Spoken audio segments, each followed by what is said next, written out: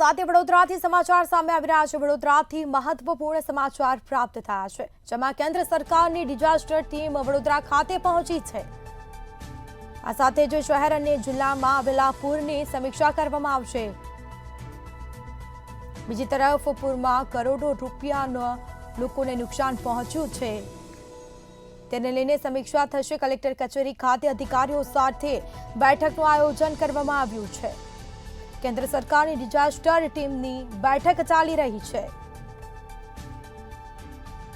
સમાચાર સામે આવ્યા છે, વડોદરામાં કેન્દ્ર સરકારની ડિઝાસ્ટર ટીમ પહોંચી।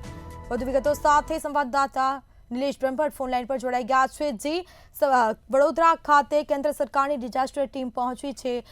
પૂરમાં જે નુકસાન થયું છે તેને લઈને બેઠકનું આયોજન કરવામાં આવ્યું છે, શું વિગતો?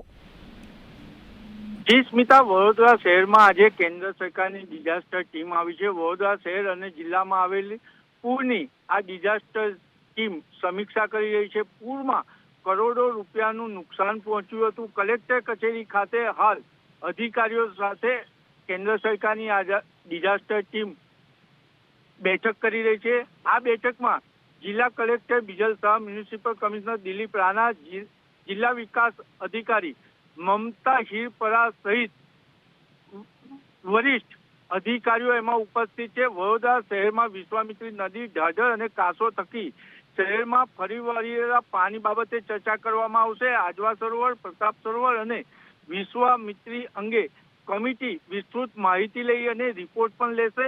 જે રીતના વડોદરા શહેરમાં પાણીના પૂર આવ્યા અને માનવ સર્જિત પૂર હતા તેવું વડોદરા શહેરના નાગરિકો કહી રહ્યા છે અને ગઈકાલે મંતવ્ય ન્યૂઝે એક ચોપાલ ચલાવી હતી, નાગરિકોના મંતવ્ય લીધા હતા। તેમાં સામ્રાજ્યના રહીશોએ ખાસ નોંધ લીધી અને કહ્યું હતું પ્રધાનમંત્રીને સંબોધન કરીને કે અમે પ્રધાનમંત્રીના વિશ્વાસ પર વડોદરાના સત્તાધીશોને મત આપ્યા છે, એટલે પ્રધાનમંત્રીએ જ આમાં દરમિયાનગીરી કરવી જોઈએ। એટલે ક્યાંક ને ક્યાંક પ્રધાનમંત્રીએ હવે દરમિયાનગીરી કરી છે અને હવે ટીમ મોકલી છે। ત્યારે મહત્વની બાબત એ છે કે આ ટીમની ચર્ચામાં કે ડિઝાસ્ટર મેનેજમેન્ટ દ્વારા 22 બોટો આપવામાં આવી હતી અને પૂર દરમિયાન તેનો ઉપયોગ ન લેવામાં આવ્યો તેની પણ ચર્ચા થઈ શકે છે। જી સ્મિતા। જી બિલકુલથી તમામ જાણકારી આપવા બદલ આપનો આભાર। તો આ સાથે કેન્દ્ર સરકારની ડિઝાસ્ટર ટીમની આ બેઠક ચાલી રહી છે, જેમાં વરિષ્ઠ અધિકારી પણ ઉપસ્થિત રહ્યા છે।